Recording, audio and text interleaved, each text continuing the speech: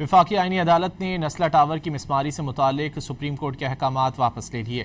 عدالت کے فیصلے کے بعد متاثرین میں خوشی کی لہر دوڑ گئی۔ عمران حفیظ کی رپورٹ۔ نسلہ ٹاور کی مسماری سے متعلق وفاقی آئینی عدالت کا فیصلہ، متاثرین نسلہ ٹاور خوشی سے نہال، عدالت کا شکریہ ادا کیا۔ متاثرین کمیٹی کے عہدیدار نے صوبائی حکومت سے دوبارہ نسلہ ٹاور کی تعمیر کا مطالبہ کیا۔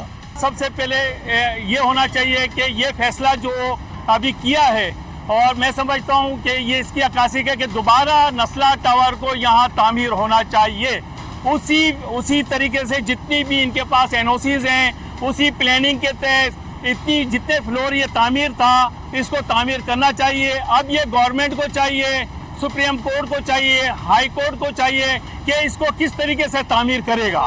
45 کے قریب گھرانوں سے آباد نسلہ ٹاور کو سپریم کورٹ کے حکم پر سال 2022 میں گرانے کا حکم دیا گیا تھا، جس پر عمل درآمد کے لیے حکومتی مشینری پہنچی تو رہائشیوں نے عمارت خالی کرنے سے انکار کیا۔ خالی کرانے کے دوران ایک خاتون کی دل کا دورہ پڑنے سے موت بھی واقع ہوئی۔